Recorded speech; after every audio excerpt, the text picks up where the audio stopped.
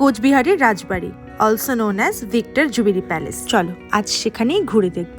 সকালবেলা এনজেপি থেকে ট্রেনে চেপে টানা 2.5 ঘন্টা জার্নি করে পৌঁছলাম নিউ কোচবিহার রেলওয়ে স্টেশন থেকে বেরিয়ে একটা টোটো করে পৌঁছে গেলাম কোচবিহার মেন টাউনের দিকে। ব্রেকফাস্টটা সারলাম একদম রাজার আমলের পুরনো দোকান থেকে লুচি ছোলার ডাল দিয়ে। এরপরেই ফাইনালি এসে পৌঁছলাম আজকের ডেস্টিনেশন রাজবাড়ির মেন গেটে। টিকিট মাথা পিছু 25 টাকা করে পড়লো।